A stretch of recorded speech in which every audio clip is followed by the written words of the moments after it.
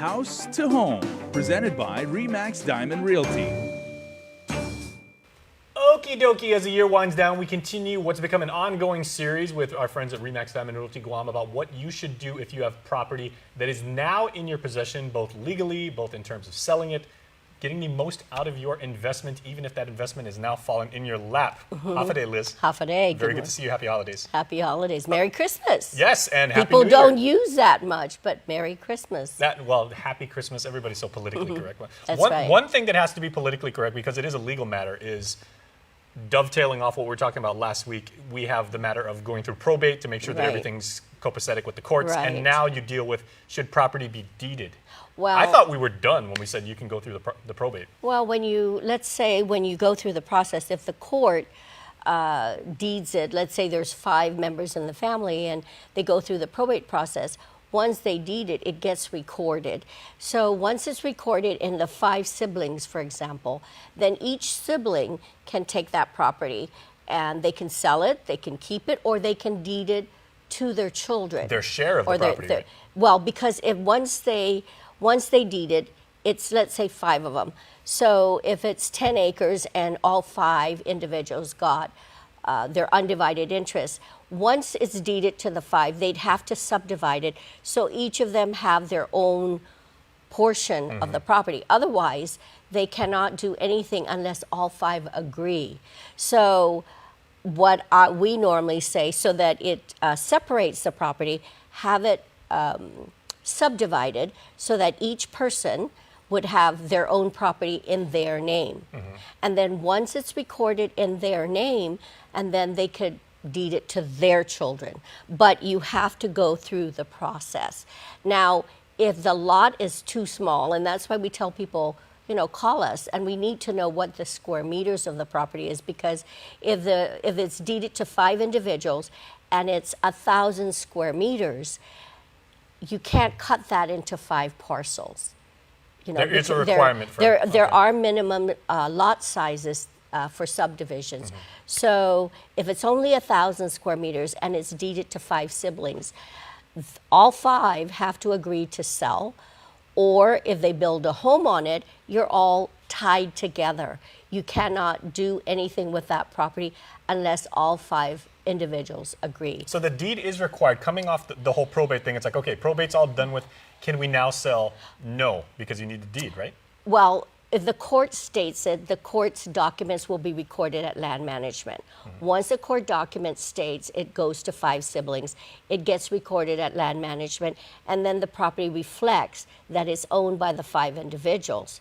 And again, if it's a small parcel, all 5 have to agree to sign, or normally we tell the family, like, who wants to keep it? Well, the remaining 4 sell it to the 1 individual, or sell it to 2 of them. I mean, they'd have to settle the ownership of that property. Otherwise, all 5 are tied together. And the problem is, if they're all getting together, wonderful. But if they're not, it could be complicated. That is the question I had, because how Yes. often does that happen where everybody's on the same page and everybody is of one mind? Because once the dollar sign comes in, then, I mean, it's only human nature. That's people are like, right. A little bit of greed this time of year. Well, and the problem is, what is what is the value of that property?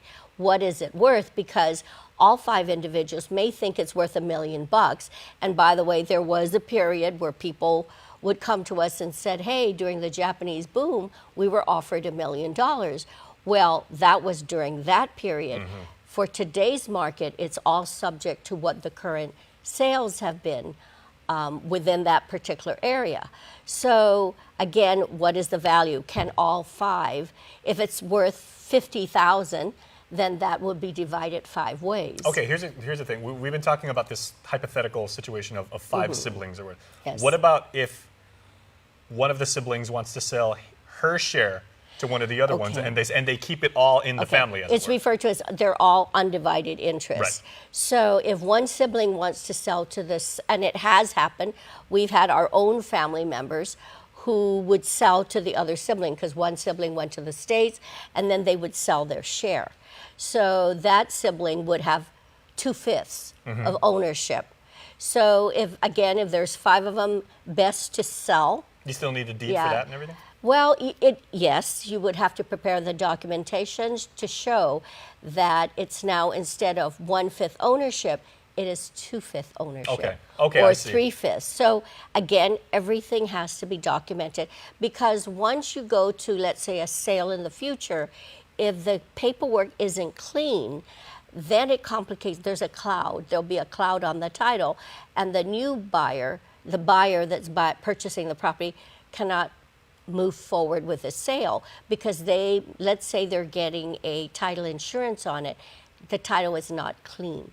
So anyone purchasing property, they won't purchase it unless the title is clean.